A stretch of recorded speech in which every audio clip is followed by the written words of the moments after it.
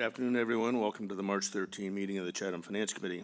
Pursuant to Governor Healy's March 29-23 signing of the Acts of 23 extending certain COVID-19 measures adopted during the state of emergency, suspending certain provisions of the open meeting law until March 31, 2025. This meeting of the Chatham Finance Committee is being conducted in person and via remote participation. Every effort will be made to ensure that the public can adequately access the proceedings as provided for in the order. A reminder that people who would like to listen to this meeting while in progress may do so by calling 508-945-4410. Again, 508-945-4410. Enter conference ID 504-2858 #, or hashtag. Conference ID 504-2858 #. Or one may join the meeting online via Microsoft Teams through the link in the posted agenda. While this is a live broadcast and simulcast on Chatham TV, despite our best efforts, we may not be able to provide real-time access. We shall post a record of this meeting on the town's website as soon as possible. All right, call to order. Tommy Doan. Here. Barb Madison is not. John Papalardo. Here. Joanne Sprague. Here. Andy Young. Here. Kristen Andres. Here. Casey Shields. Here. Eric Whiteley. Here. Thank you. And the chairman is here. We're going to continue our work on the warrant today. A lot of handful of citizen petition articles, as well as home rule petitions and refiling previously submitted home rule petitions. So with that, I think I shall turn it over to Carrie for any introduction she may have. Thank you, Mr. Chair.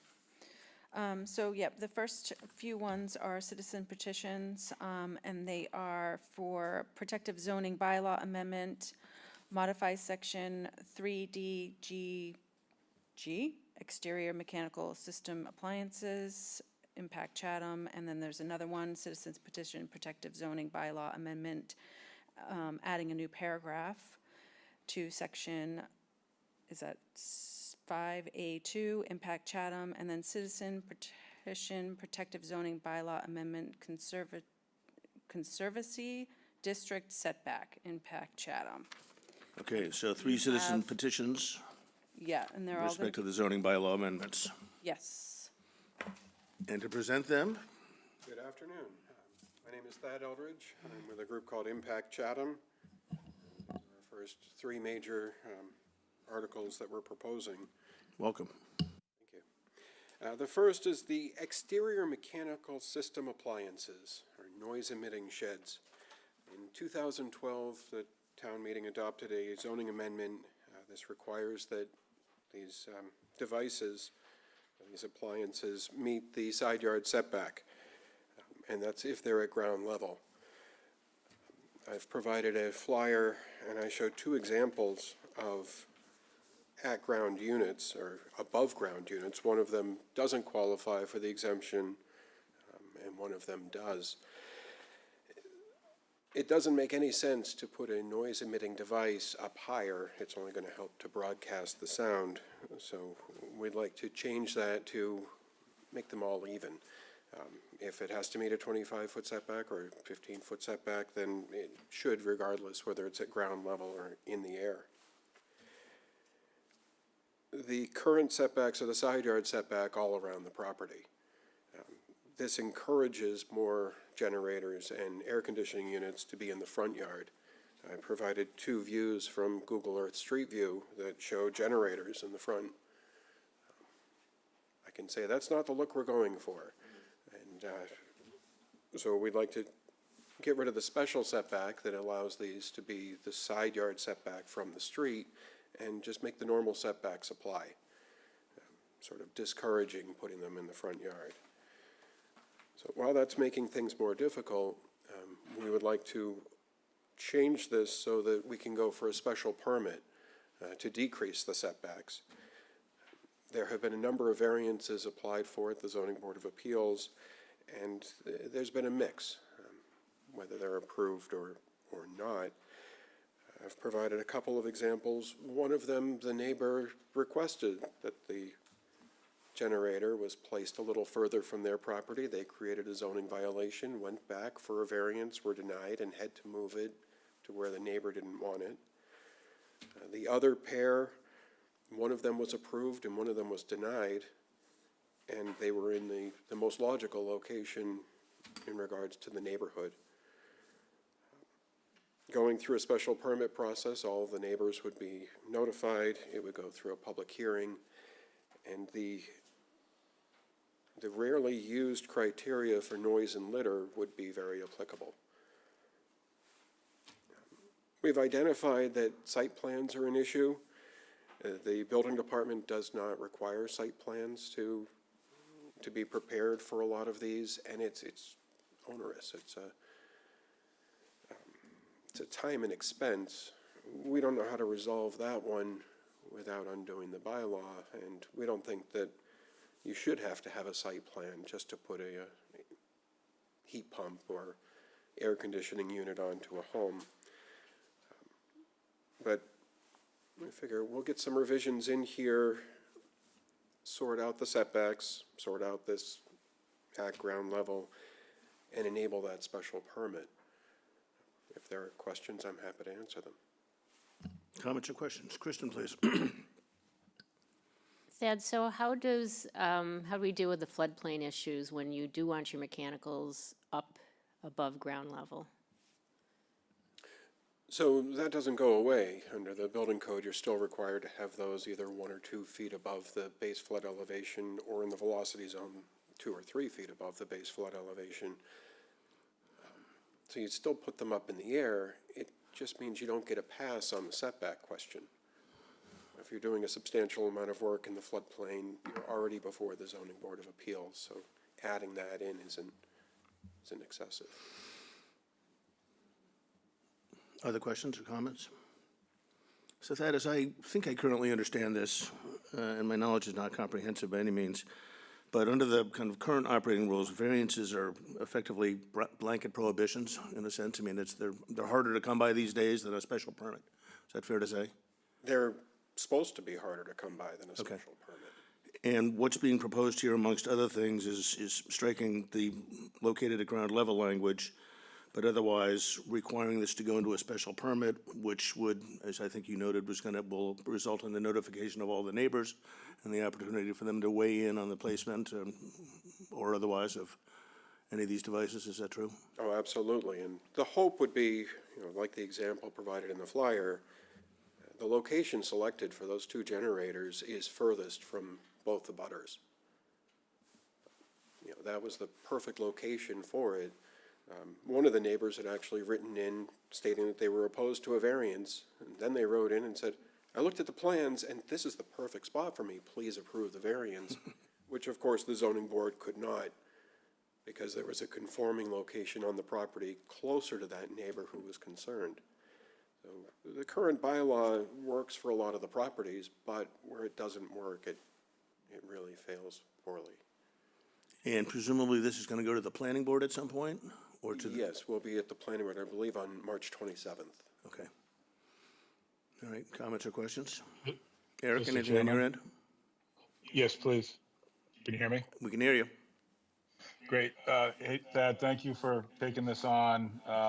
Definitely all sorts of unforeseen scenarios have come out of this that, those of us that are in the business are dealing with constantly, the challenges. And I guess I'll just say to everyone, this is definitely an improvement.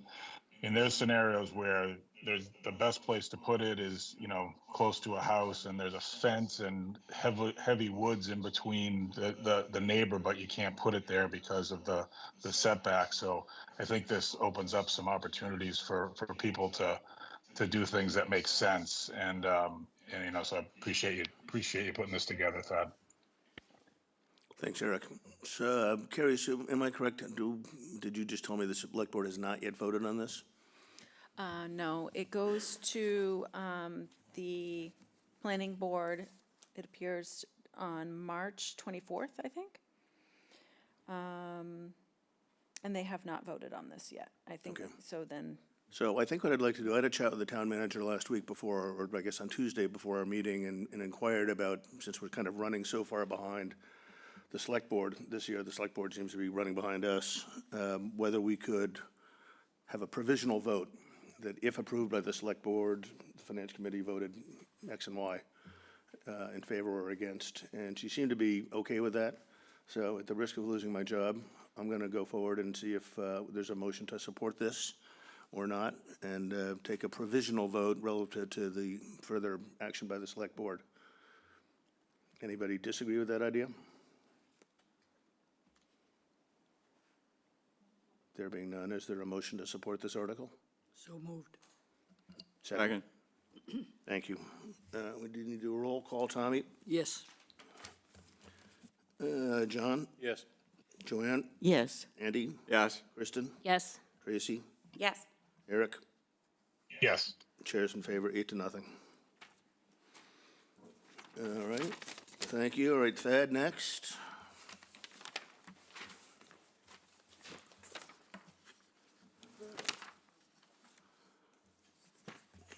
Again, for the record, Thad Eldridge, Impact Chatham. So the Conservancy District rules and regulations that we have in the zoning bylaw, that was created in 1966, covered 32 wetland systems in Chatham. In 1979, we increased that to include every wetland in Chatham.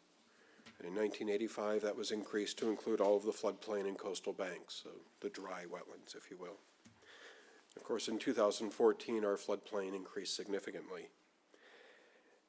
We are allowed to do some things in the floodplain in the Conservancy District. We can install a variety of utilities, from septic systems, water pipes, wells, electrical services, communications. With a special permit, we can alter driveways, and we can install pool piping. What we cannot do, we cannot fill, regrade, or cut. It's a prohibited use under the zoning bylaw. So that means we cannot divert, treat, or dispose of stormwater runoff. In 1966, it was not as well known that there are some nasties floating in the stormwater runoff that we'd like to treat before we send out into our waterways. I provided an image of the shellfish closure within 100 feet of the stormwater outfall at Oyster Pond. And we have some other areas that have suffered because of the stormwater. Incidentally, when the town did a massive stormwater system at Oyster Pond, it was open to shellfishing for the first time in decades, and they were pulling cohogs out of there that were just massive. So, looking at the second page, I provided that a typical stormwater system that we would see, the catch basin leach pit, it really doesn't work in these areas because the conservancy districts are low, the water table is high, and you can't get the separation between your stormwater system and the groundwater, which is another consideration desired. There's a term called best management practices, or BMPs.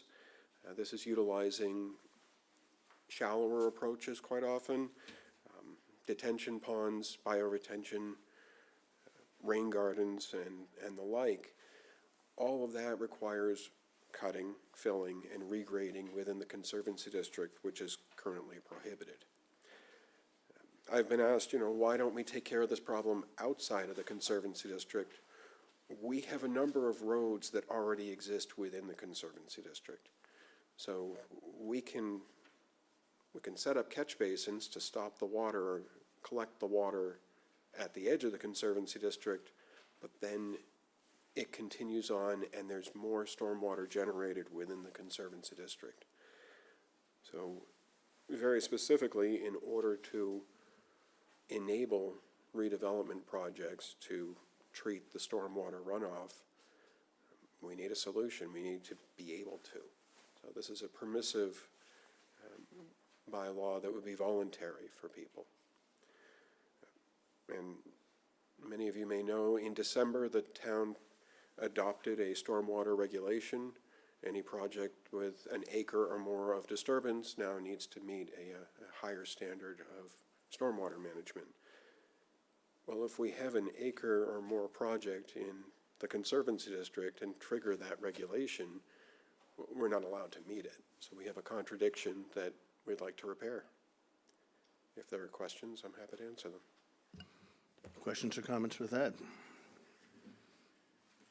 So Thad, to be clear, the best management practices, the prospective solution to this is the berming, rain gardens, Keeping catch bins. everything up higher. Right. Keeping the treatment and the infiltration up higher so that there's a better separation of groundwater. Okay, There are dozens of approaches to tackle the stormwater question. So just rain gardens is one option, but Right. there are several others. okay. Questions, Tracy? This seems very logical. What would be the argument against? Thad, you want to take a swing at that? So all of these projects would be reviewed by the Conservation Commission, and this could be used for mitigation for another project. So if somebody wanted to build a slightly larger home and they said, to mitigate, I'm going to treat the stormwater runoff, much like land management plans are taking care of invasive species, this could take care of some of the stormwater issues. So essentially, it's a series or a suite of passive solutions generally, Yes. as opposed to hardscaped active solutions? Yes, and I mean, one option that some folks have mentioned is putting in pumps, which you can't pump all the stormwater out in order to get it out of the Conservancy District, so. Okay, further comments or questions? Eric, anything on your end? I'm assuming not. No, I'm fine. I'm fine, thank you. Very good, thanks. So similarly, I'll take a provisional vote, subject to the select board's placing this on the warrant. And if we have to revote it, we'll revote it. Move it. Thank you, second. Second. Thank you, Tommy. Support, Tommy? Yes. John? Yes. Joanne? Yes. Andy? Yes. Kristen? Yes, Tracy? Yes. Eric? Yes. Chairs in favor, 8-0. Thank you, Thad. I think there's one more. There's one more, again for the But wait, record, there's Thad more. Eldridge. Mr. Chairman, if I may, Andy, please. I'm one of the petitioners, so I recuse myself from this. Okay. Why don't you go give us the visual and take a hike for a minute? Okay. No offense.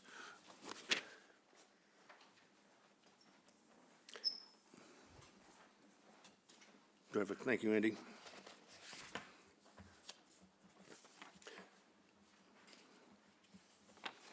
All right, Thad, over to you again, please. Alrighty, so we have the same history on the Conservancy District.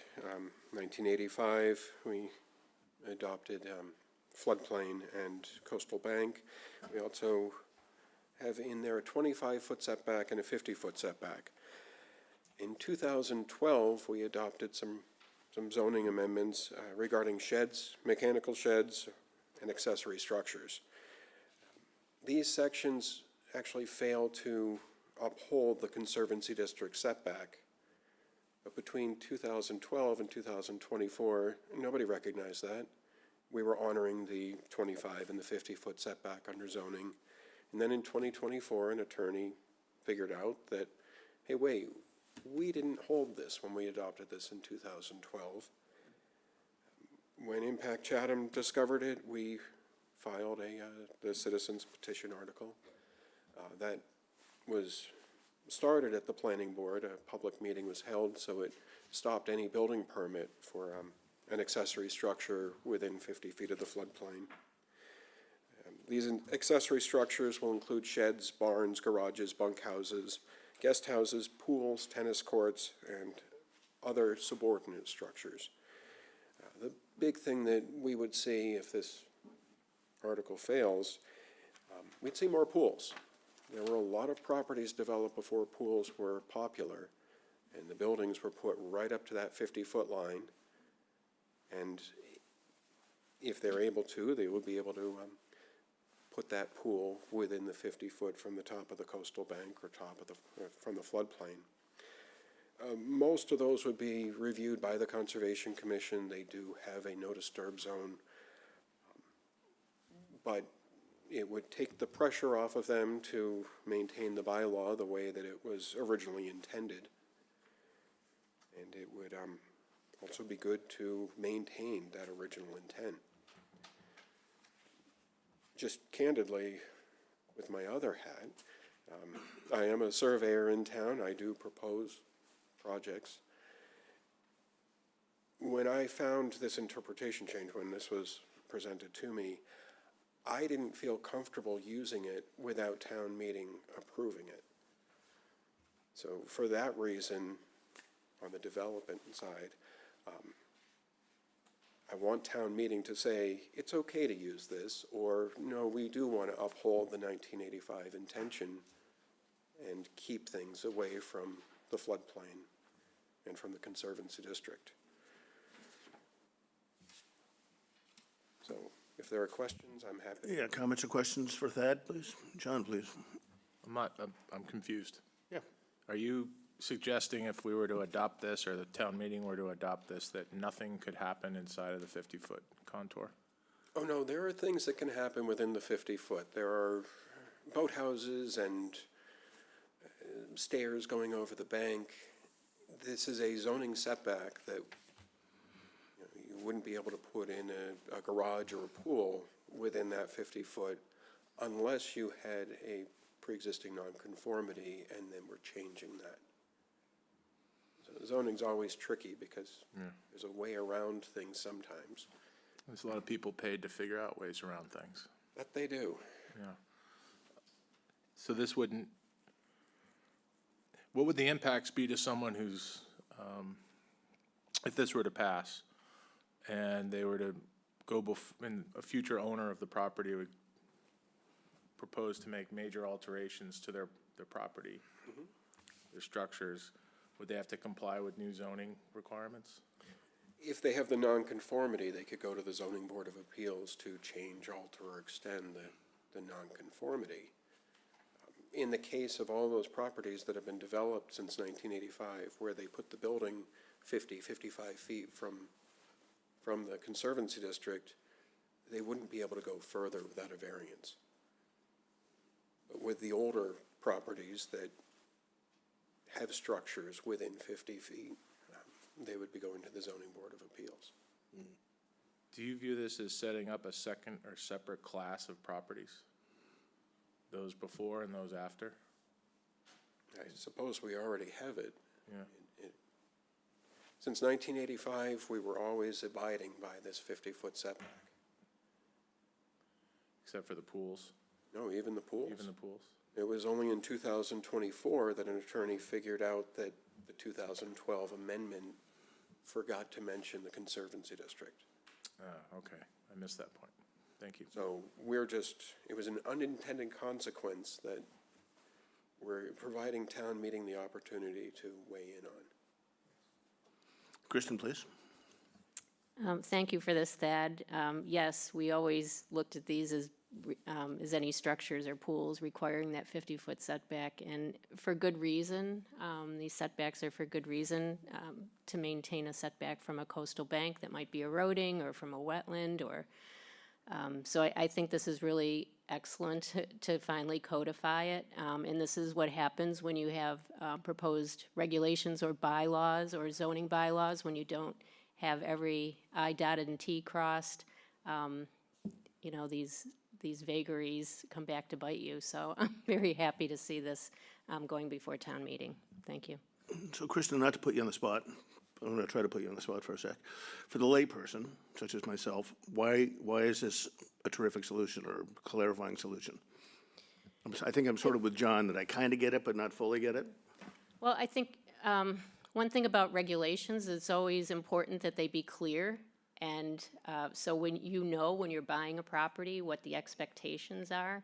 And so for so many years, I think most everybody understood the intent. As Thad said, the intent is that you can't put a structure within 50 feet of the Conservancy District, which is, the Conservancy District is the floodplain or the top of the coastal bank, or wetland, defined wetland edge. There was sort of a cultural understanding until, as Thad points out, an attorney said, it doesn't really say that exactly, what I'm hearing. So let's say it exactly so everybody understands what the rules are, and indeed, if that's what town meeting wants. I think that I would hope that town meeting would vote for this. It's a clarification of an important I think, in my mind as a conservation person, it's important to preserve that buffer to our wetland areas. And so this is one way to do it. And I think, as I read somewhere, it's pointed out, it would take some of the heat off the Conservation Commission, that there's an understanding that it's important that we have these protected buffers around our wetland resource areas. Okay, that's helpful. And am I correct in looking at, again, I guess at figure 3 here on Thad's handout, that it can result, and I think Thad made this clear, that it can result in, for example, a pool within that 50-foot buffer off of the coastal bank? Under the current interpretation of the 2012 bylaw, yes. A pool, a detached garage. Yep. Any other accessory structure could be within 50 feet of that coastal bank. And under the 24 finding or whatever? Under the 2024 interpretation, you could, and the purpose of this is to clarify Codify that or clarify that? that it was never the intention of town meeting in 2012 to allow pools within 50 feet. Okay, So yeah, please. So again, to be clear, you're asking the town to vote and say, yes, there is a setback, and you cannot put a pool within 50 feet of a conservancy district. You cannot put a structure within 50 feet of a conservancy district. So it's a more protective, again, which many of us thought for a long time was the intent. We wanted to be protective of our wetland resources, and so we didn't want structures within that 50-foot area. So that's what we're asking the town to vote for. If they approve it, that restriction or that protective measure will be in place. Terrific. Sounds like a fine idea to me, but, okay, further comments or questions? There being none, I'll take a provisional vote, subject to the select boards deciding to put this on the warrant. So moved. Tommy, thank you. Second? Second. Thank you. Support, Tommy? Yes. John? Yes. Joanne? Yes. Kristen? Yes. Tracy? Yes. Eric? Yes. Chairs in favor, 7-0. Terrific. Well done. 3 for 3. John? Can I just reserve a little time at the end of the meeting to have a conversation about this provisional issue? Sure. Thanks. Would you like to do it now, I'm happy to. if you wish? Why do we have to wait? I think Is that just the practice? yeah, I mean, perhaps Selectman DeCastro is our liaison is here, and perhaps he's got a point of view, but I don't want to Jill- necessarily put him on the Jill spot. is- And Jill has her hand up. Oh, Jill. Hi, hello, Jill. Hi there. Hi. So with the, let's start over. So with the citizen petitions, at this time, the board has agreed to place them on the warrant. And so typically we have to wait till there's actually a warrant article for FinCom to vote a recommendation. But the ones that you just reviewed go through a different process as well, the added process of adding the planning board to provide a report on it. So the contingency vote for petition articles is a little different. So when I talked to the FinCom chair about it, I don't really see an issue as long as it is on the agenda, but there's a possibility that the select board might not place an article. So typically we wait until all our articles are placed on the warrant. If you understand all of that I just said. No, I think that makes good sense. John, please. I guess I understand. What's the point of having a FinCom opinion on something that isn't going to go before the town meeting? Is that the point? Well, I think from my perspective, it's mostly a timing issue. As kind of, I think, I certainly feel that kind of relative to our usual calendar, we seem to be behind in votes, and we seem to be kind of chasing, well, I'll put it the other way, we seem to be ahead of the select board in hearing some of these matters, which is fine. But given that the warrant's closing next week, I just thought it'd be prudent to try to log as many of these votes as we possibly can in anticipation of that. If it turns out the select board doesn't put it on the warrant, then, from my perspective, no foul, no harm. Our vote was unnecessary and will be disregarded. So that's how I thought about it. Selectman Castro has his hand up, so I'll call on him. But I just want to be very clear, these votes are provisional, and we're acknowledging the select board has not yet formally placed these things on the warrant. Thank you, Mr. Chairman. Dean DeCastro, your liaison. We have I think, 63 potential articles for the warrant, so it's considerably large this year, and 8 petition articles thus far.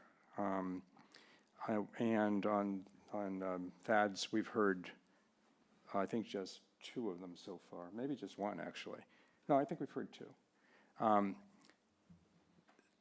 My view is that any petition article goes on the warrant, whether the select board likes it or not. That's how we've conducted ourselves. We have an opinion from town council that was tangential to his opinion on on the substance of a couple of the petition articles, saying that the select board can withhold putting a petition on the warrant if it deems it illegal. That's not been the case with the one article we've heard thus far from that. So I just really wanted to clarify that even though the select board has this apparent authority, which is something new to me, by the way, I think there's considerable reluctance on the part of the select board to not let articles go forward on the warrant. That's certainly my position. My position is as long as somebody gets 10 signatures, it goes on the warrant. As Jill said, we have not yet seen the article. So there's a petition and then there's an article that requires the select board to take a vote on a recommendation, just as you are. So I think the process you're following is okay. I don't know when the warrant is actually printed, what the deadline for getting your recommendation and our recommendation. Week from tomorrow. That's the printing day? Yeah. Okay. So a lot of these recommendations may be from the floor. Yeah, which is in part why I'm trying to hustle. Yeah. I need to be up in Boston on Tuesday. Yeah. So I'm going to miss one of those days. Okay. I hope that's helpful. Yeah, no, that's helpful. Thank you. Jill, anything further on your end? Are we sort of in the clear from your perspective? Nope, I'm all set. Thank you. Okay, terrific. Thank you. Okay, because I think we may end up voting on some things that the select board, including Thad's one petition article that the select board may have not come across already. So there may be more of these. But I'll rely on Carrie to call me out on that. Okay, so now we are going to 5 is not, 5 is up in the air. So 6, home rule petition, including fishermen as a group that can be targeted for affordable and attainable housing under the seasonal communities section of the Affordable Homes Act. Thank you, Thad. Appreciate it. Oh, Tracy, please. Thank you, Mr. Chair. Could you explain what home rule means to me? It's a petition that's, as I understand it, a petition that's filed by the community, by the select board in this case, to the appropriate body on Beacon Hill, seeking to get a provision specific to the town of Chatham. Correct. Boom. Mic drop, I'm leaving. It has some historical precedents that we don't need to get into right now. But if anybody wants to, you can go reach out to Andy. Okay, so fishermen is a group that can be targeted. Carrie, can you provide us any background? We did hear about the seasonal designation. I am late because I've kind of been in the weeds, but I have everybody's inputs. I will collate them this afternoon and get them to Gloria and Katie to answer the questions that people had about the seasonal communities designation. So more to come from me on that, and I apologize for the delay. Thank you, Mr. Chair. I think Carolyn McClellan is here as well online to go over Yeah, this okay. one, but, Hello, everybody. oh, there she is. Welcome, Carolyn. Hello again.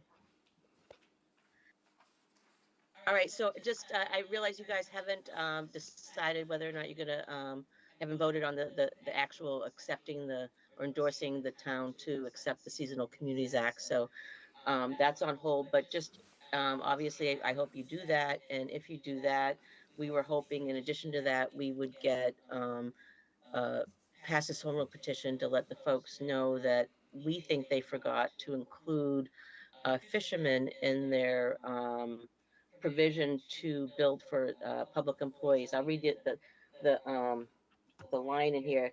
So the seasonal community statute allows us to acquire and develop housing with preference for seasonal community public employees that are necessary to to the health and safety of maintaining year-round community, including teachers, public works, employees, public safety employees, first responders, town administrators, and other employees essential for municipal operations.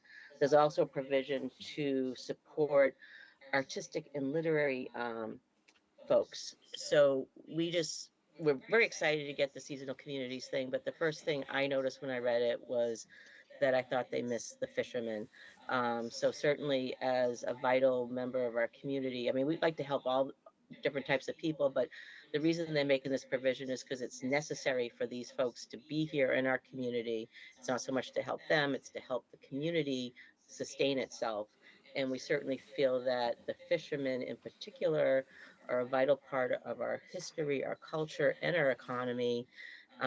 They're disenfranchised when it comes to housing. I know that when I'm not part of the fishing community at all, I don't, nobody in my family is a commercial fisherman or anything, and I don't even eat seafood. But I know when I engage in all my housing advocacy, I always end up speaking to fishermen, and there's really nothing we can do to give them any kind of special preference, which is tragic. And it's always regrettable when I have those conversations with them. So if there's any way for us to do that in the future, we want to lean into that. We'd like to send this to the state and give a big loud shout out. Hopefully there'll be some collective response from the Outer Cape and the Cape entirety and all the fishing communities that are here. And we'll also pursue it through conversations with the advisory council that's being set up to deal with the seasonal communities. But that's our intention. We want to make sure we open the window as wide as we can and include as many people who are vital to the culture and economy of our town.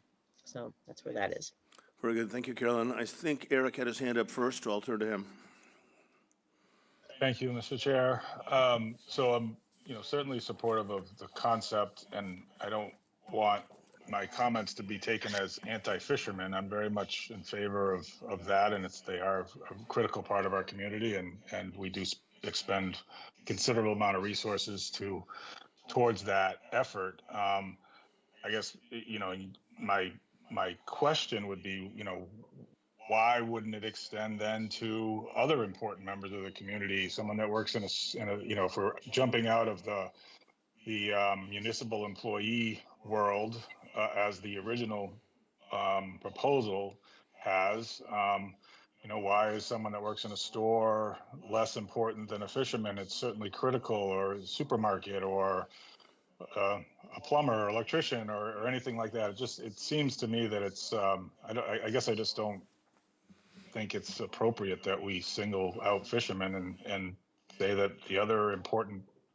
members of our community are not eligible for this. If everyone's eligible, then they should be. Thank you, Rick. Right. Go ahead, I can Carolyn. certainly appreciate. I can certainly appreciate that, and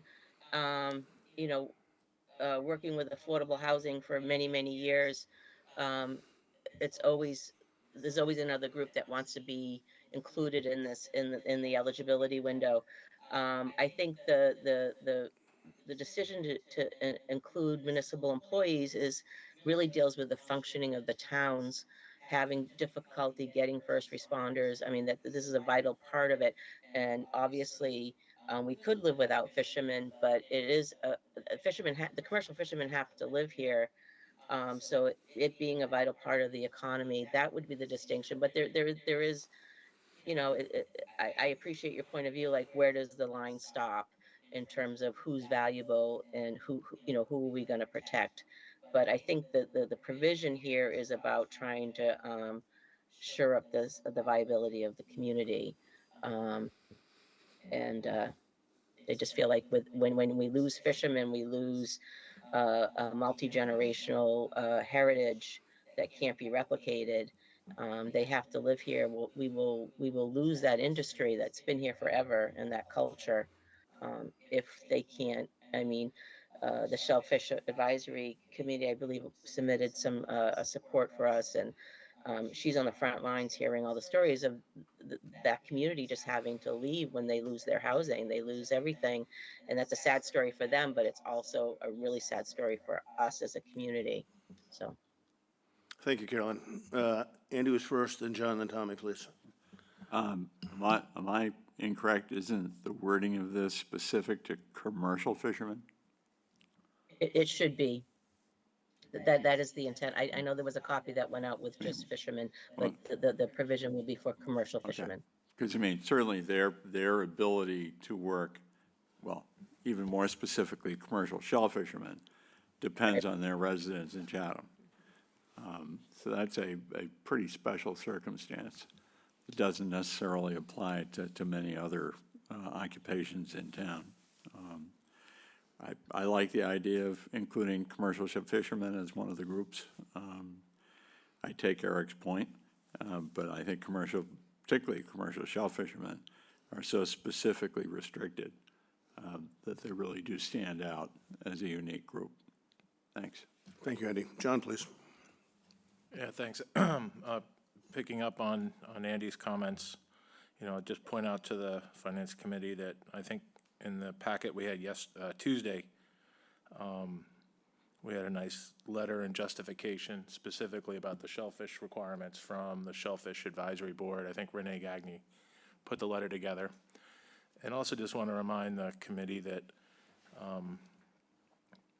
time and time again, we are asked to support the infrastructure for the commercial fisheries and specifically recently the shellfish industry.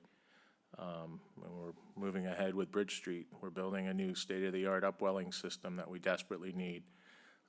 It would be a real shame if we went through all that effort and time again stood up for the industry as part of our culture and our identity and our economy, and then ended up not having any commercial shellfishermen to harvest all that effort.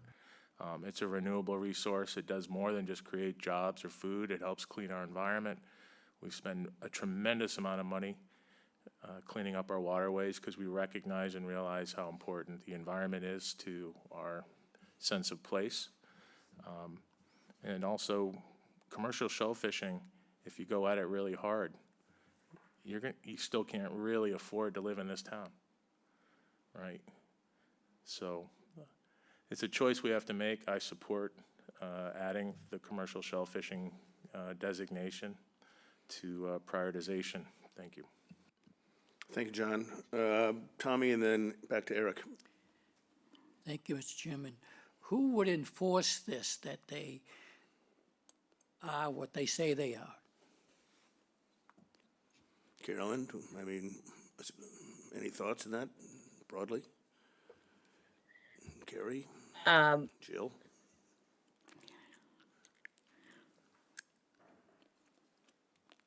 I imagine one incarnation is the way we could lean into some of this, although we haven't got legislation on exactly how it would work. But I imagine many instances would be similar to the way we do local preference.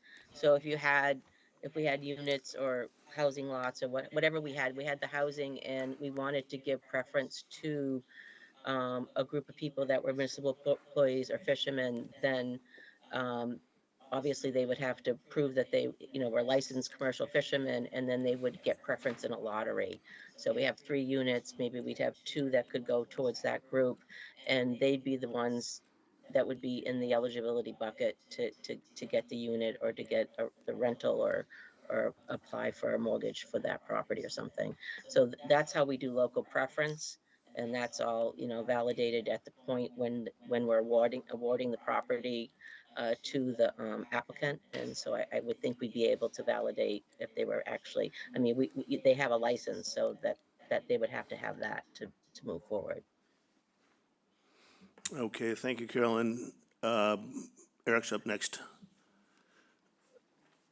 Might actually be something that John could help with, I'm not sure. But so I certainly, I am moved by the commercial shell fisherman piece of this and the requirement that they have a residence in Chatham, and certainly agree and understand the difficulties of the costs of ownership and living in Chatham.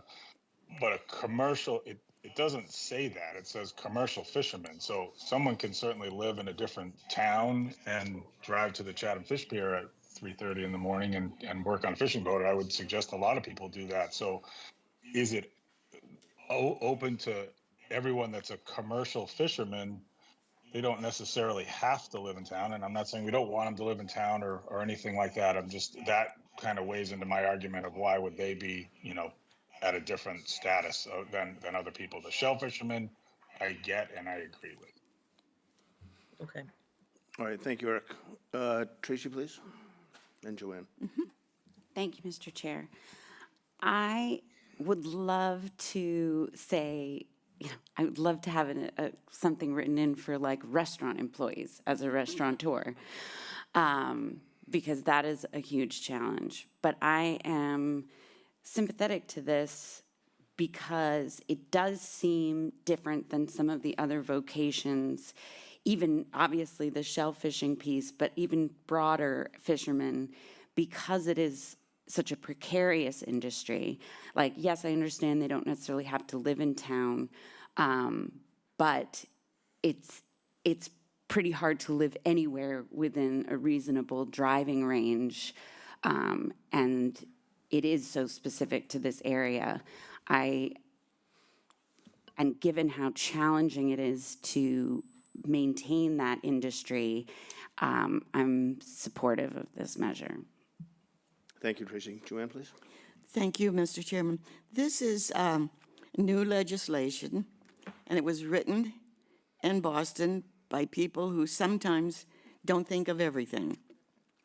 But the fact of a home rule petition is that this gives the very basis of this changed legislation, gives each community a chance to refine it if we need to, according to the needs of our town. So that's the whole idea.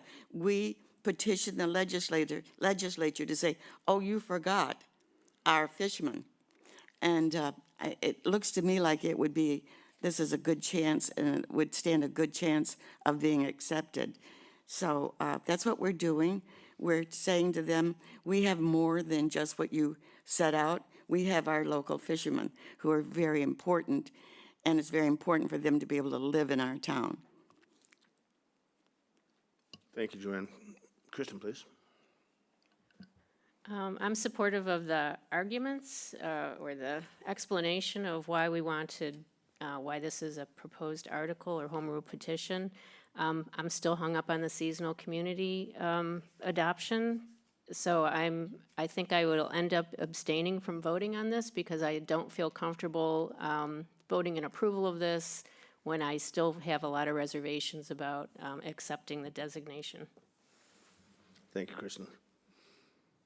Further comments or questions? John, please. Tommy asked the question about enforcement.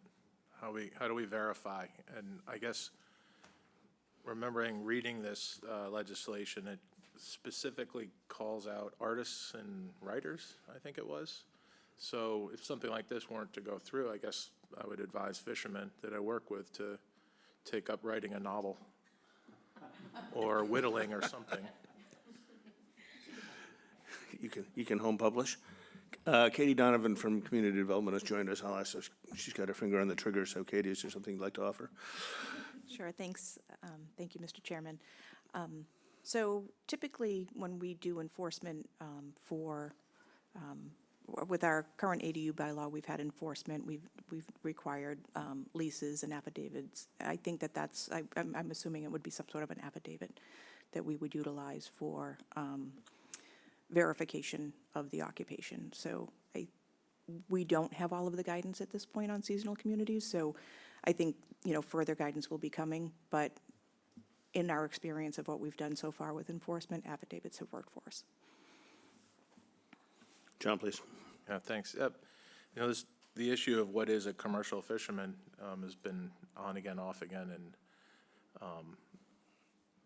Massachusetts for a long time. Some states actually require income verification and set a threshold. Certain percentage of income needs to be derived from the activities.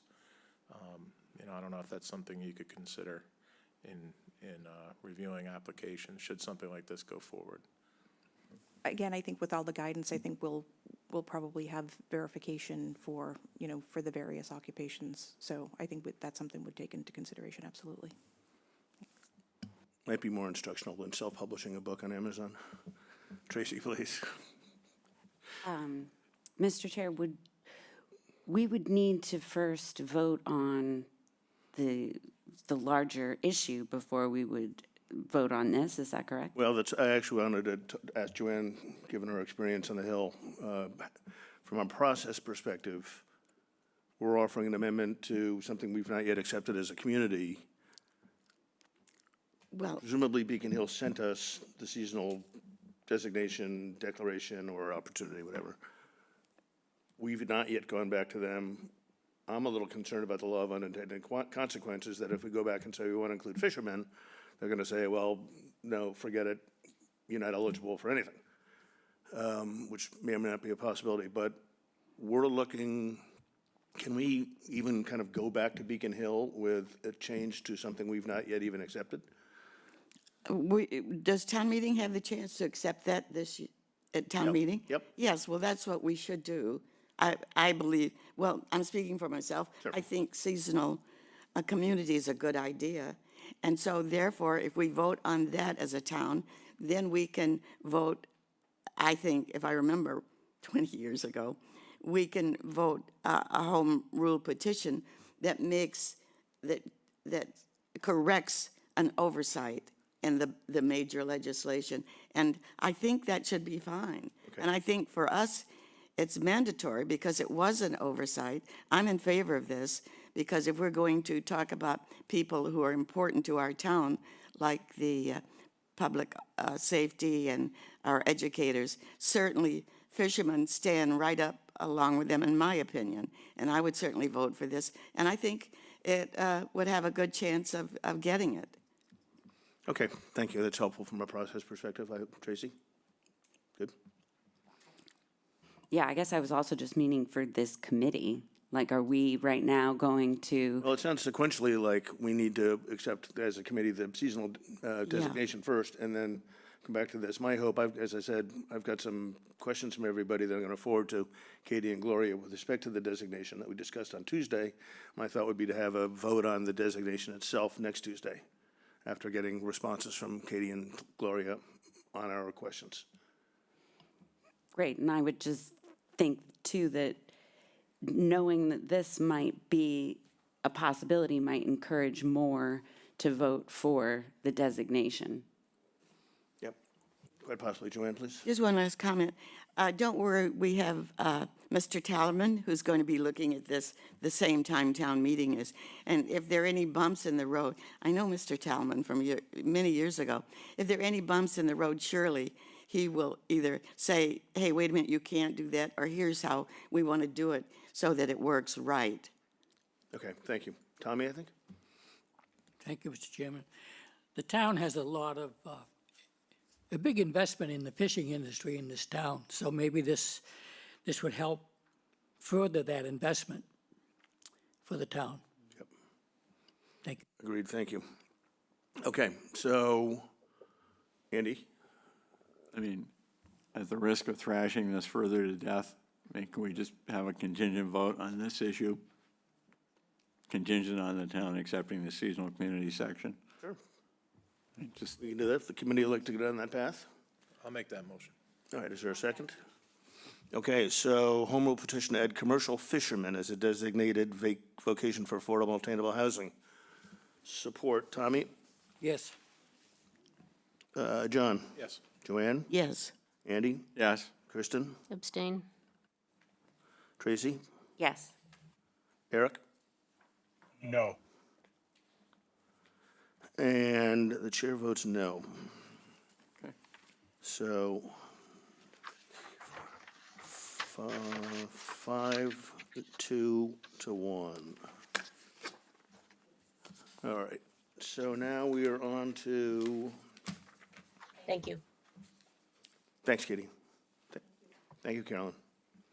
Okay, refile home rule petition for prevailing wage exemption.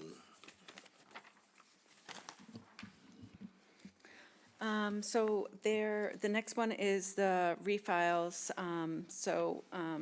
refile home rule petitions. At the 2021 annual town meeting, the town voted to approve the attached articles, which are in your packet. While these home rule articles were brought to the legislature, they were not passed before the end of the last legislative session, and therefore the town must vote at town meeting to refile each of the petitions again. And one is establish a new housing trust, which we also have an amendment to that one. Establish a real property transfer fee to fund affordable attainable housing.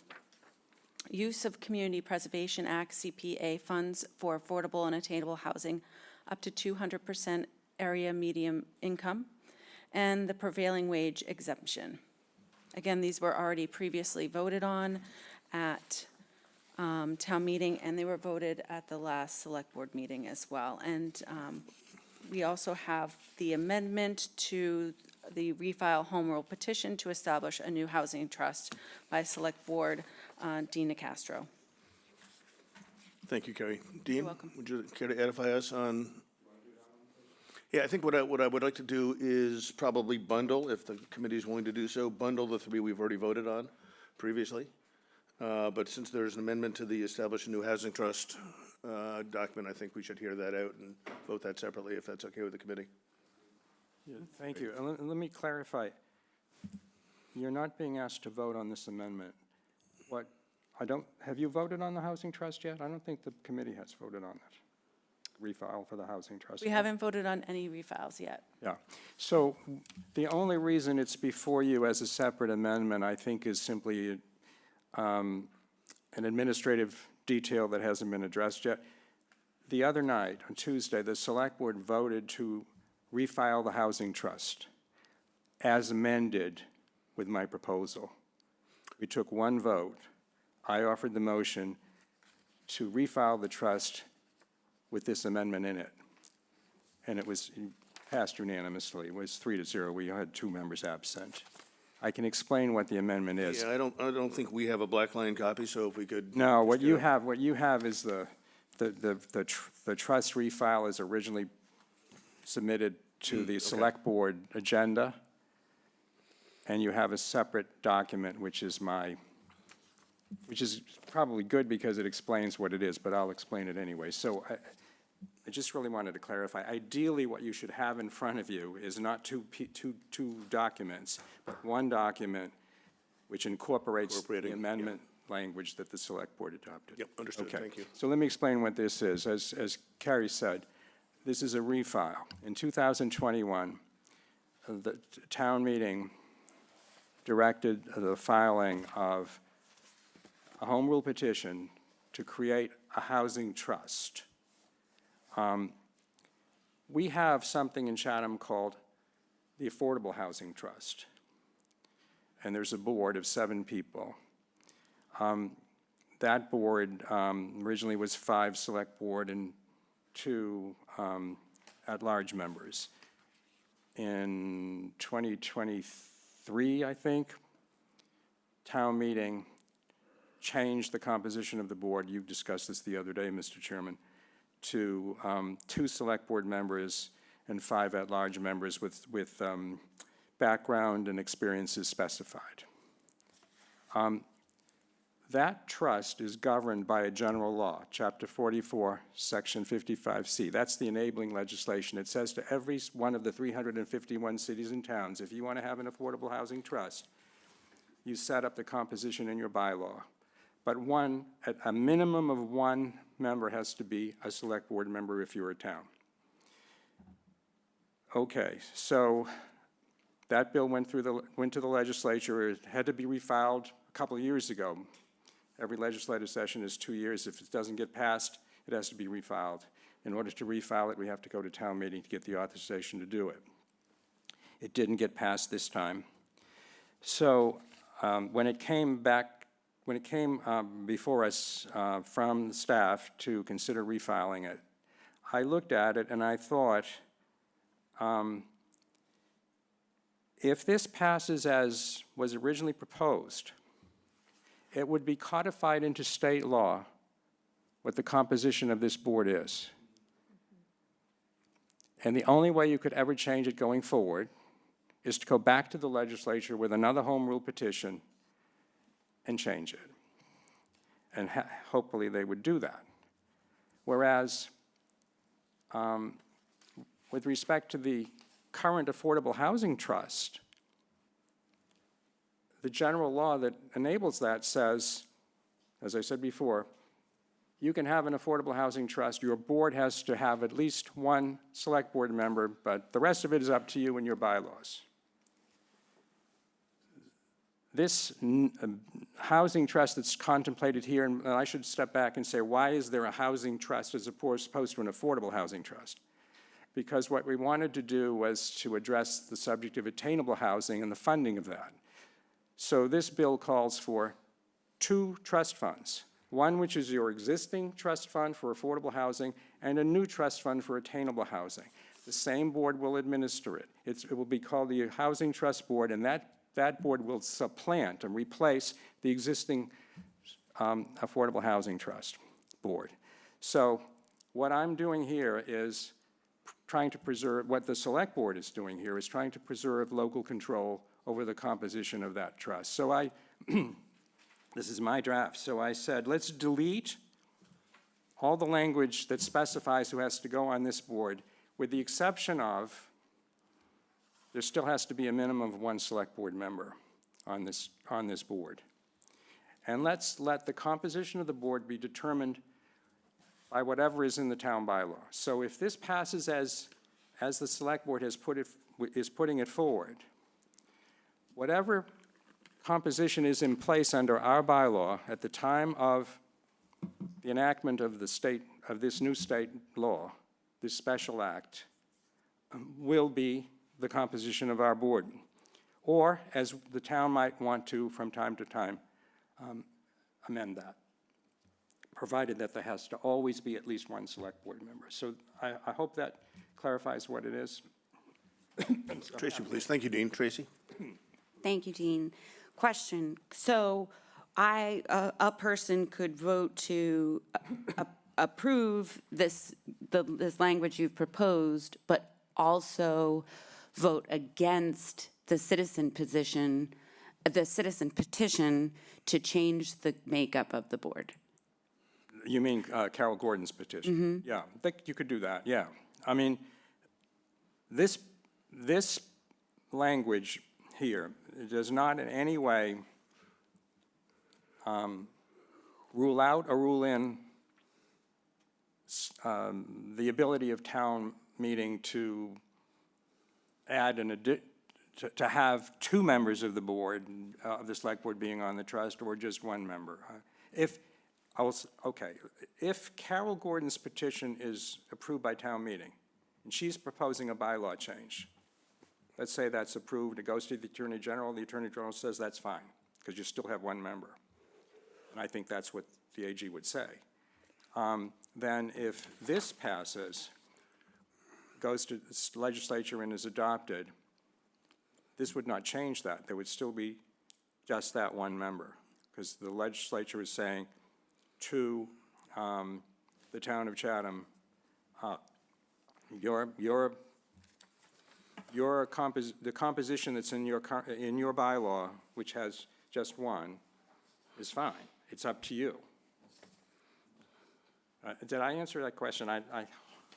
Yes, although with the adoption of this, it wouldn't necessitate the town, because it's technically a different board. I mean, it's different officers for the housing trust as opposed to just the affordable housing trust. It's a new entity. Yeah. It would still have to abide by the citizen petition for the composition of the affordable trust. Yes, it specifically refers to, the amendment specifically refers to Section 10.5 of the Affordable Housing Trust Fund in our bylaws. And if that bylaw says two select board members, assuming the Carol Gordon petition doesn't pass, then that's what's in place. If Carol Gordon's petition passes town meeting and they reduce it to one, and that's what's in effect when this passes, that's that's what you'll have. You'll have just that one member and not two. It's up to the town. John, please. Thanks, Dean. I went back and reread all this again last night. It was a real fun Wednesday night. I had that fun the other night. That's all right. So I got all the way to, okay, we're gonna end up with one body, right? If the town adopts the housing trust, Yes, right? yes, Overseeing two funds. that's right.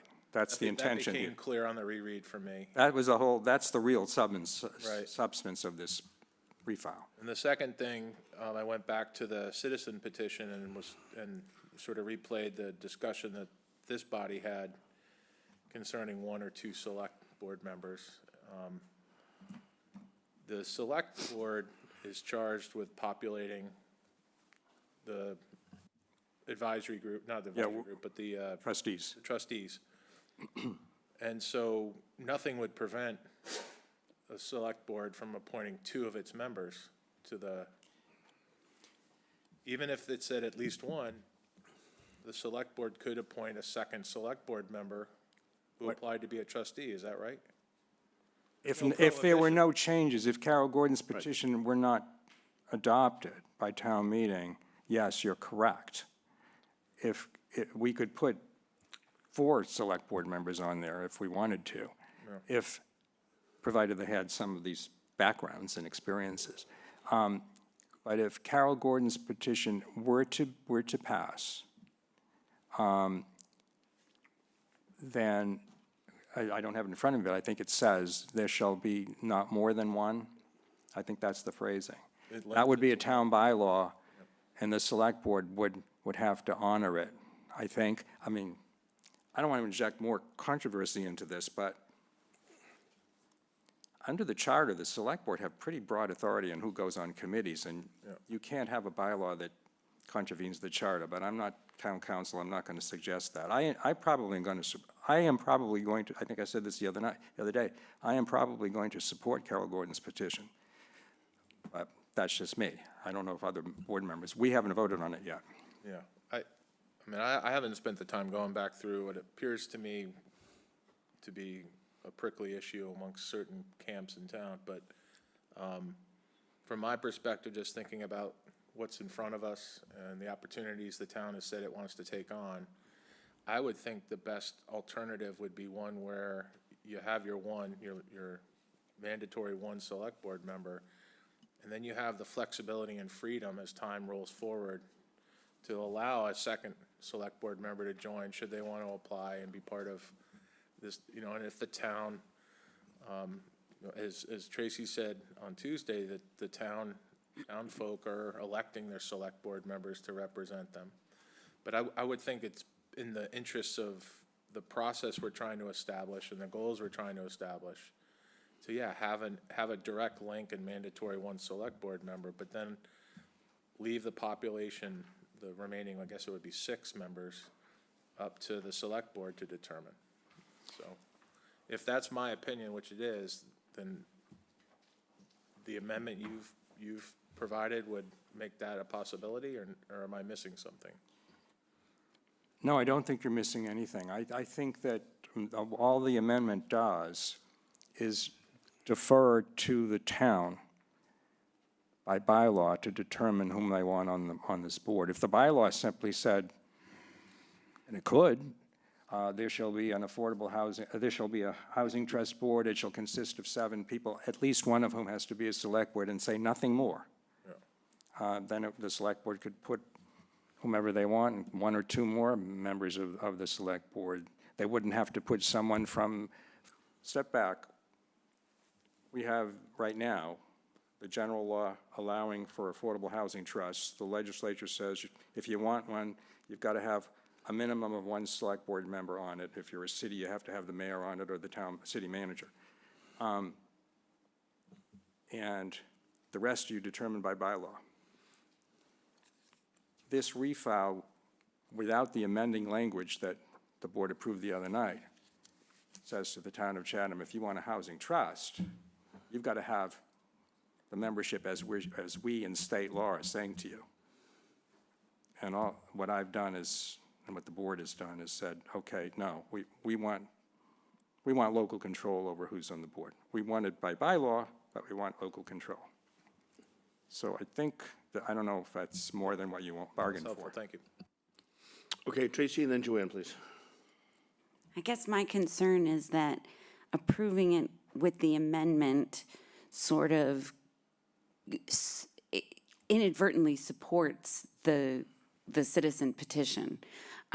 For someone such as myself, who is of the opinion, who likes the Finance Committee's recommendation or from their focus group of the composition of 2 select board members needing to be on the board, does it weaken my stance to want those 2 by accepting this? Well, probably the answer is yes. I mean, if this were in place now, Carol Gordon's petition would probably be deemed to call for something that's not legally permissible. At least if I were town council, that's what I would advise.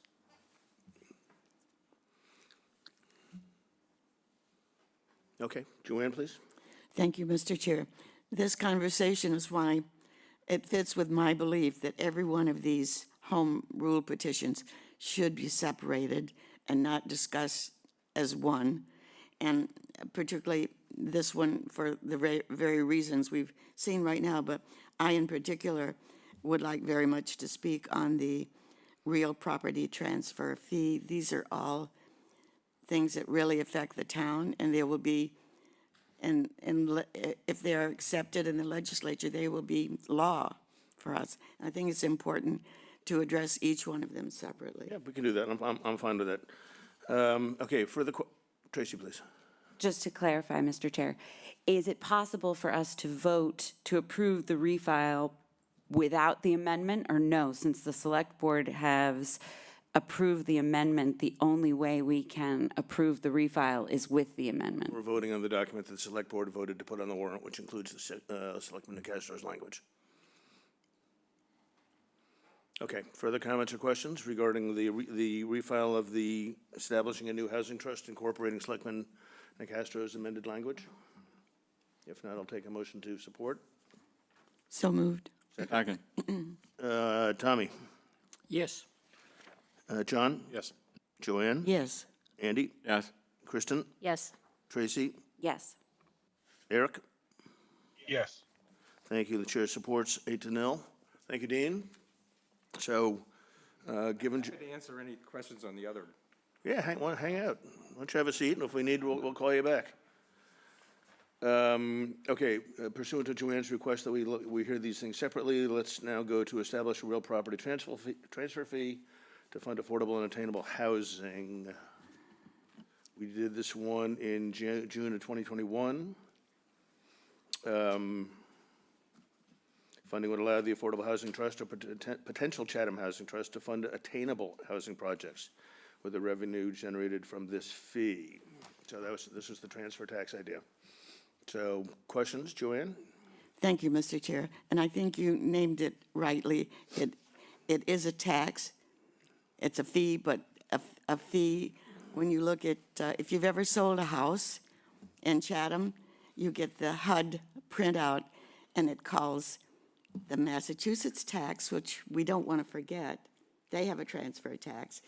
And this HUD form, when you're selling a home, tells you the 2 transfer taxes already are the Massachusetts transfer tax and the Barnstable County excise tax, which is a transfer tax. And if you look at those and you sell a house for $2 million, Chatham, that cost, in our legislation, we're saying the seller.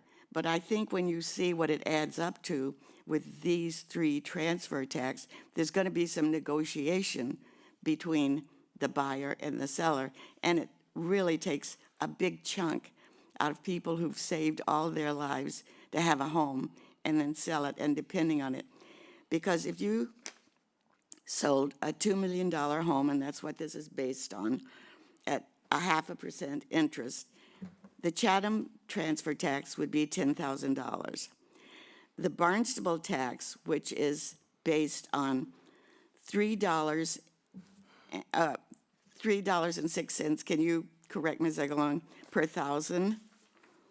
That would add up to $6,120. And the mass tax, Barnstable tax is $3.06 per thousand. For every $2,000, anyway, it's on here, and I've got a copy for everyone if they want. The mass tax is $3.40 per thousand, and that would end up to be $6,840, which means $22,960. Yes. I'm sorry, I didn't know if you were talking to me or if you were talking to somebody else. Whoever. Sorry. You want me to add it up? So Joanne, what have you got as your total of those What's your three? total? Where do you land? 22,900. 6,000, 6,000 roughly? $22,960. Yeah, 22,000. That's a big chunk for somebody who's been saving a long time. Not only that, but remember, I'm not trying to convince all of you. I know I was the only one in the whole building. Maybe Dean was the other one who voted against this. But that's a big chunk of money. And you don't think when you're talking about a transfer fee for Chatham, you forget that Massachusetts and Barnstable County also have transfer fees. And I've got it to show when I sold my house as I'm getting older to my daughter, and I went to sign the papers, and I said, what? It was like $19,000. And I said, what is this? And she said, your town must have a transfer tax. And I said, no, our town doesn't. And then I thought to myself, I better look up and see where it comes from. And it's state and I Barnstable hope you County. negotiated with your daughter to pay the damn thing. I did. Good. I absolutely did, because she was doing me and the family a favor There you at that go. time. So I'm a renter now instead of an owner, but that was, I was going to bring a copy of the HUD printout, but I didn't, but it's right there, and the HUD calls it transfer tax. It was $19,000-something. Okay. And the selling price was $1,500,000. This is back in 2020. So I just think it doesn't sound like much when you're talking about 0.5% for $2 million. But when you add that up, I think Carrie, you better look into this so we have so that my figures are correct. I'll give you a copy of what I got from Barnstable County. All right, I think we got the idea. Okay. 22,000. So do I understand correctly, Joanne, therefore your house would not have been subject to this tax? We didn't have our tax on at that time, no. But it wouldn't even be now, because it was less than $2 million. My house now would probably be, if I sold it now. Tell you about the transaction that you brought up. You're right, no, we didn't have the tax then. right. So even without Chatham's, that's a hefty amount of money. Well, it's still my turn to talk then, because I think one of the big drivers for the unaffordability of housing in Chatham has been the tremendous demand, market rate demand for houses, and the construction of houses that are just incredibly large and extremely expensive. Now, this is one way to try to deal with the affordable and attainable housing revenue sources coming from the transactions of houses that meet those huge numbers. And $2 million and above, yes, the percentage still works, but it's nevertheless, a heck of a big liquidity event for somebody selling that house. So I'm not going to cry a lot of tears for them. Instead, I'm going to say, I think it's worth it to be able to support the provision of affordable and attainable housing in town. I would offer two observations. One is when I lived in New York City, all the trades in New York City were subject to transfer tax. And it was a matter of negotiation as to who pays the tax. And I'm not sure you could necessarily qualify that X percent went this way, Y percent went that way. But it was just part of the negotiation. But I too think this was a recommendation of the Finance Committee Working Group originally, if I'm not mistaken. And the intent of the working group at the time was to, obviously encourage more attainable and affordable housing with various initiatives across 5 different kind of radiuses. And we thought this would be quite helpful to generate funds for affordable and attainable housing in town, so. Kristen, please. I guess just a question. Do you think 2 million is a good cutoff still? I mean, as years go by, 2 million becomes a lot less, a lot less value. Just curious what your thoughts Well, are. the median sale price in Chatham is roughly what, 1.7 these days, 1.6 or something? It's, sorry, it's 1.6. 1.6. All right, that's helpful, thank you. You're welcome. Tracy? I agree with Andy, and I forgot what else I was going to say. I support this. All right. Further comments or questions? I Just mean, one- I think to Kristen, to your point, again, we're voting on an article that's been drafted and accepted, which says $2 million. Just one more short Please, one, yep. Mr. Chairman. I think a long time ago, either one of the founding fathers or a great economist said, a tax on the citizens should be a universal tax, or it shouldn't be. And this is not universal. This only applies to certain of our neighbors in Chatham. After years of paying their real estate tax, as we all have, then they have to pay something more. My belief is that if we're going to support affordable housing, we've already done it. In many ways, I think it would be a good idea to figure out how many vehicles we do have at this point for supporting affordable and attainable housing. But I think to separate people who are selling their lifelong home and make them pay for it, for someone, for something we're offering someone else, I think, from my estimation, is not a honorable thing to do for a town. Okay, thank you, Joanne. Anybody further? If not, I'll take a motion to support the new housing, the transfer tax. So moved. Second? Second. Thank you. In support, Tommy? Yes. John? Yes. Joanne? No. Andy? Yes. Kristen? Yes, Tracy? Yes. Eric? Yes. Chairs in favor, so 7-1 on that one. Then I have a proposal that we, unless somebody would prefer not to, that we think about bundling the last two. Use of Community Preservation Act funds for affordable attainable housing up to 200% of AMI, which is the attainable part, and the prevailing wage exemption that we seem to routinely file. Any objections to bundling those two? Just a suggestion, Mr. Chair, could Carrie tell us what the prevailing wage is? Please. The difference between why we don't want it? Well, I think we do want it, but So this article was to see if the town would vote to authorize the select board to petition the general court for special legislation seeking the town's exemption from complying want an with exemption. sections, 26 through 27G of Chapter 149 of General Laws for projects estimated to cost $50,000 or less. So currently, you are required as a town to pay prevailing wage on projects for 149 for all projects. And this is to have an exemption in town for projects that cost less than the 50,000 to be exempt from paying prevailing wage. Which would benefit our local builders. Correct. And carpenters. Yes, that is correct. okay. Any further comments or questions on each or either of these two? If not, then I will take a motion to support the two refiles regarding 200% AMI from the CPA and the prevailing wage exemption. Second. Thank you. Tommy, support? Yes. John? Yes. Joanne? Yes. Andy? Yes. Kristen? yes. Tracy? Yes. Eric? Yes. Thank you. Chair supports 8-0.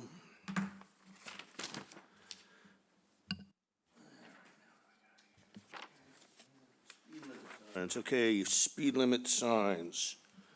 Vote to place and recommend electronic visual speed display signs. I think this came off the pen of sorry. Selectman I Nacastro. was Dean, just you want looking to approach the bench? Yes, so this is, we have Dean Nicastro, the Select Board, to present this. This is for the town to raise and appropriate $60,000 through taxation to purchase and place and operate stationary and portable electronic visual display signs to provide drivers with visual notice of the current speed of their vehicle. Thank you, Mr. Chairman. This was my initiative. The Select Board has not yet voted on it. It's going to come up on Tuesday, the 18th. The background is that, as you probably know from reading in the newspaper, there have been a number of citizens who have approached the town and the Select Board in particular to adopt a general law, I've forgotten the citation, but that would allow the town to mandate a 25-mile-per-hour speed limit. Currently, we can't do that on our own. Either town-wide, in thickly settled areas, or on certain designated streets.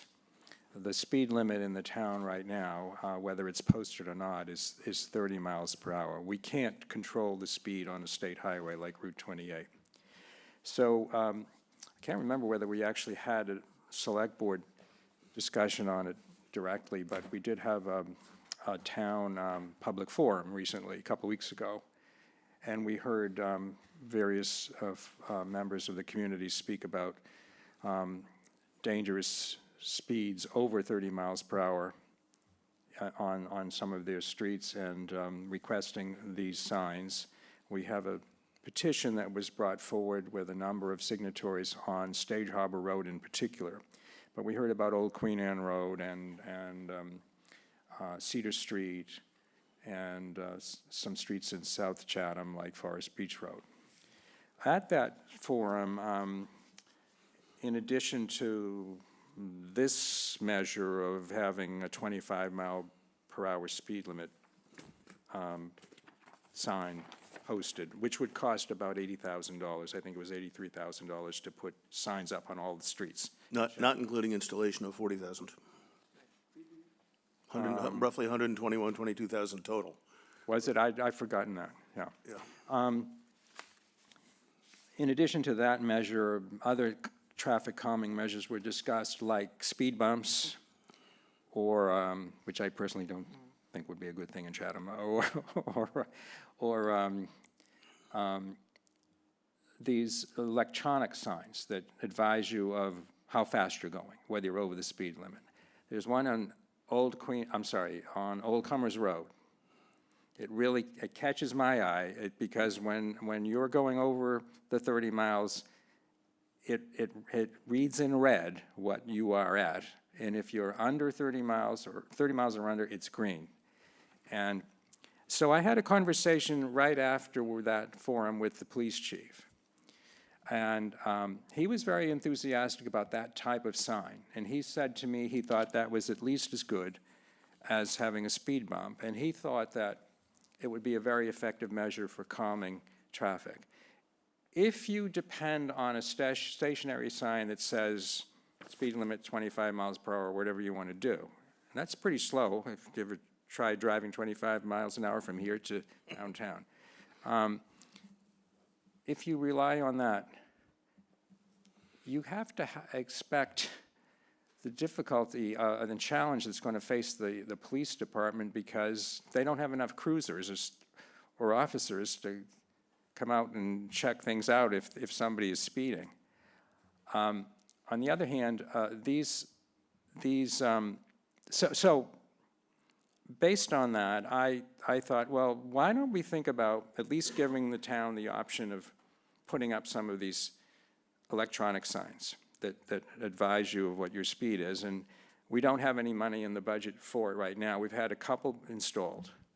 So I spoke with I communicated with the Department of Public Works as well as the police chief to find out how much these signs cost, and as it says in your material, and I think there's some updated information, roughly the stationary electronic sign that you see on Old Comers Road is somewhere about $3,500 installed. There's also a portable sign. The advantage of the portable sign is that in this high season, they can put those portable signs on the beach roads. In the off-season, they can take them and put them on some other streets.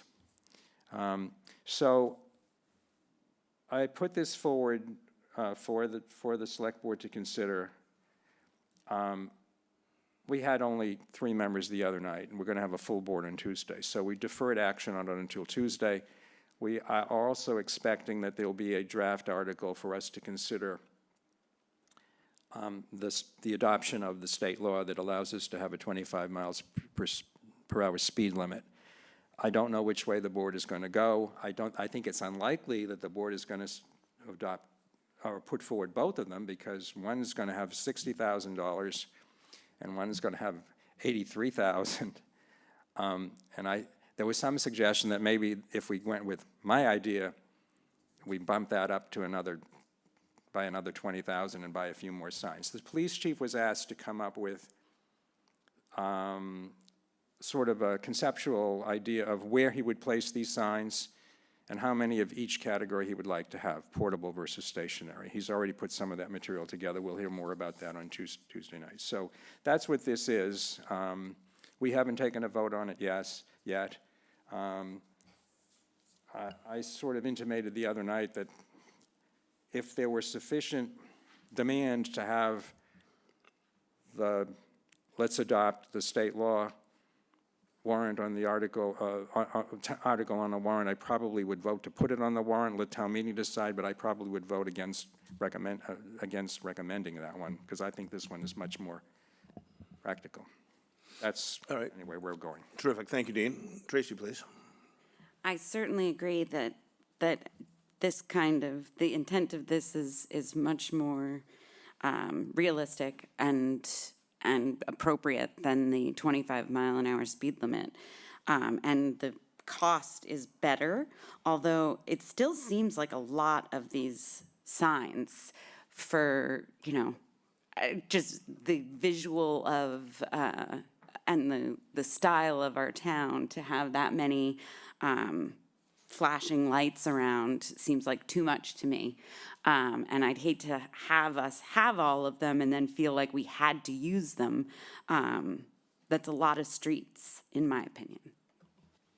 Thank you, Tracy. Other comments or questions for Dean? I had the exact same reaction. I very much like the idea, but according to my math, if we did the permanently installed, we'd get 17 of them on top of the 2 we already have. If we did the mobile, we'd have 13 of them on top of the 2 that we already have. And it just seems to me like we have a lot of flashing lights in town these days. And I think it erodes kind of the feel of our town to have 20 of these things blanketing town. So I could certainly support a half a dozen of them in some strategic places or something like that. But I'm just concerned about degrading our semi-rural feel with kind of urban flashing road signs. Other comments or questions? Could I? Please, yeah. Oh, by all means. The chief sent an email to me yesterday or the day before and broke down what he was thinking of. And you have to keep in mind that, let's take Stage Harbor Road, which I occasionally walk. And the chief has done, the police department has some data on these particular streets. And the data doesn't really support having a stationary sign that says your speed limit is 25 miles per hour, because there aren't that many incidents that they've been able to track with their covert instruments. But you have to keep in mind that if you're going to put a sign on Stage Harbor Road, you have to put 2. You have to put one going south and one going north. So if you buy only a half dozen of the stationary sign, whatever sign, you're going to need 2 per road. When we're talking about the streets I mentioned, not all over town. But I understand what you're saying, and I don't know what we're gonna finally come up with. Right. For a dollar number. So, other comments or questions? Let me start with that. Mr. 51? I mean, Tommy? Thank you, whatever. We can always buy more. We start less, they work out, we could always buy more. I also don't know that, I mean, does one need two of them on each road? There was only one on Cedar Street for a long time, which was maybe that's the covert one that where the police chief got all the data from, that basically nobody other than Mr. 51 is speeding on Cedar Street. There was not one coming northbound. It was only on the southbound side. So maybe it was one of their temporary ones. But to Tommy's point, we can always buy more, and I wonder if you do need two for each road, just hypothetically. So it sounds as though there's going to be some more information coming from the police chief in advance of Tuesday's meeting. And I will propose to the committee, do we want to take a provisional vote now, or do we want to see that incremental data and you guys can vote it on Tuesday? Andy? I mean, I'm still confused because is the adoption of the 25-mile-an-hour speed limit on the warrant? Not yet. And this equipment is not yet on the warrant. So we have two possibilities. I just would rather leave it until we know what's on the warrant. Okay. Anybody disagree with that? Okay. So it said, so it shall be written. All right, thank you, Dean. Oh, Tracy, hold on. Sorry, Mr. Chair. Okay. The other one is a citizen petition, which if I understand, Select Board Member, It's not a petition article. I use the word petition because they the present. one about the 25 mile an hour? I don't think there's no citizen petition on that, no. But to put something on the warrant, it was a I think petition. it was for a while. Right? No, it was a petition to the Select Board to impose a 25-mile. Okay, so with that, because I was going to say, weren't you just saying that it would be on the, If there were. if it was, then it would be automatically? Yeah. Okay, so it's not necessarily going to be up for a vote at town meeting? No, right. unless somebody shows up by Tuesday with a citizen petition to put an article on the warrant. Okay. Yeah, he's correct. It's not a citizen petition. Thank you, Tracy. Okay, so you guys can handle that one. Then I think we're going to try to zip through The votes? some votes, Okay. not to preclude any conversation or debate or discussion on any of them, of course, but Carrie, let me turn it over to you, please. Okay, so I think the first one in the packet that needs to be voted on is, thank you, consider the ratification of successor collective bargaining agreements for Chatham Municipal Employees Association and the Chatham Managers Association. This was in the amount of $314,500. Yeah, been covering, what, 80 union members, I believe? Yes. 80. Yes, there is 73 73 in the CMEA. members, and then 7, so yeah. Okay, I'm looking at the scorecard. Where does that show up? It should be on there because it's on mine. Collective bargaining, and I just printed that one. It should be right below Cape Cod Regional Technical High School. yeah, number 14. Yes, okay, all right. So Sorry. number 314. Number that's- line Number 13. 14, numbered 13. Yeah. Okay, we heard about this from Megan on Tuesday. Motion to support? So moved. Second. Thank you. In favor, Tommy? Yes. John? Yes. Joanne? Yes. Andy? Yes. Kristen? Yes. Tracy? Yes. Eric? Yes. Chairs in favor, 7-0. Thank you, Carrie. Thank you. Next,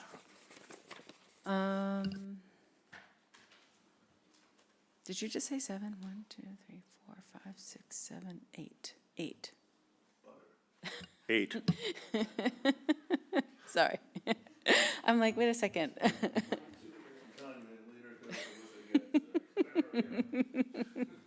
All right, so let's see, what do I have next in the packet? We have tech school budget.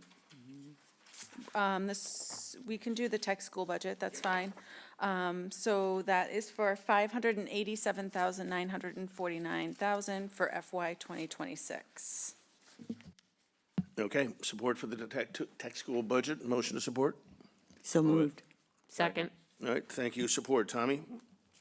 Yes. John? Yes. Joanne? Yes. Andy? Yes. Kristen? Yes. Tracy? Yep. Eric? Yes.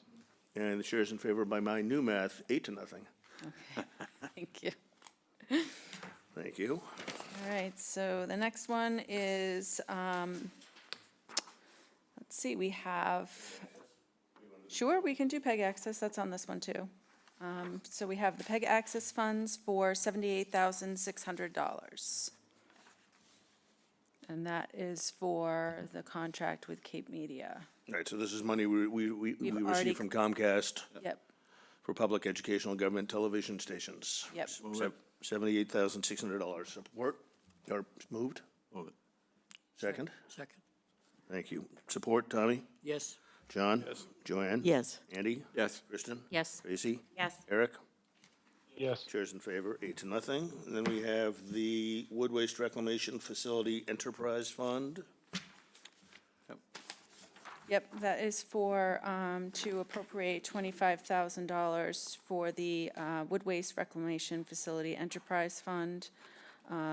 As at town meeting, we have to vote for the enterprise fund each year. Okay, questions for Carrie on the Wood Waste Enterprise Fund on Mill Hill Road? There being none, is there a motion to support? Move it. Second? Second. Thank you, Tommy. Support? Yes. Yes. John? Joanne? Yes. Andy? Yes. Kristen? Yes. Tracy? Yes. Eric? Yes. Chair's in favor, 8-0. And then lastly, we have fixed salaries, elected officials. Fixes salaries but does not appropriate salaries for the moderator and selectmen. Salaries are, do we have that data? 6,200 in aggregate, Yep, $6,200 in aggregate. a bargain. Yep, and it's just to place them on the, to, exactly what you said. It's not to appropriate them as they're already in the operating budget. Okay, so support? Move it. Motion. I'll move it. Thank you, Andy, second. Second. Thank you, Tommy. Support, Tommy? Yes. John? Yes. Joanne? Yes. Andy? Yes. Kristen? Yes. Tracy? Yes. Eric? Yes. Chair supports, 8-0. Thank you, guys. Okay, let's see, sorry. What do I have next? One is For the revolving scorecard, funds. It appears we have budget adjustments, consolidated revolving funds, and airport revolving fund. Well, then, Why don't we hit the revolving funds? yep. So we have the airport revolving fund for the proposed spending limit at $150,000, Bassett House revolving fund, $8,000, inspectional services revolving fund for $150, recycling revolving fund for $5, Marconi Station revolving fund for $10, and a waterways improvement user fee revolving for $1 million. Again, we just vote these for the spending limits for the year. And I would propose we bundle all these, but if anybody would prefer not to, we can separate them all out. Any objections to bundling? Okay, if there being none, any questions for Carrie? There being none, motion to support? Yes. Second? Tracy's got the second. Tommy, support? Yes. John? Yes. Joanne? Yes. Andy? Yes. Kristen? Yes. Tracy? Yes. Eric? Yes. Chair's in favor, 8-0. Thank you. Okay, and I think the have the next budget one adjustments, is the right? budget adjustments. So we went over this the other day. So this is for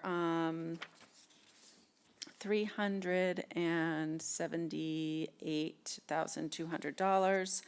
And these are just transfers within. One is a transfer from free cash. So we have $60,000 from the fire capital to the insurance line, $2,000 from the railroads, receipts reserved for appropriation to the railroad budget, and then we have $316,200 from free cash to the Affordable Housing Trust. Right. So, again, we went over these the other day. Further questions for Carrie on any of them? If not, I'll take a motion to support. So moved. Thank you. Second. Second. Thank you, Andy. Tommy, support? Yes. Yes. John? Yes. Joanne? Yes. Andy? Yes. Kristen? Yes. Tracy? Yes. Eric? Yes. Chair supports 8-0. That was all that I have. May I ask, Yes. what is the situation with the appropriation from the Attainable Housing Revenue Fund? That was circled on our agenda, and we skipped over it, so I gather. So we don't have any information on that as of yet, and I'm not sure if it's going to make the warrant or not, so we've been putting a hold on Okay. it. So I have it going on the 20th, so I'll be sending out your agenda for the 18th, and I'll have everything all prepared, hopefully, sooner than later, not the day before. Sorry. And That's right. It's been known to happen, but the 20th, I just wanted to go over on the 20th, so I've already talked to Stephen about this. We're probably going to do the meeting at 2 o'clock. I might not be here till 2:30, but there'll be a couple things on there to go over, and then the rest of the votes that we can vote on, so. yeah, so I think what we'll probably do is we'll post it for 2:30. Carrie and I will chat about kind of what we can mop up without her being here, without necessary adult supervision. And hopefully we'll line up to a 2:30 arrival time for Carrie. If it looks like we only have 2 or 3 things to do, we could start at 2:15.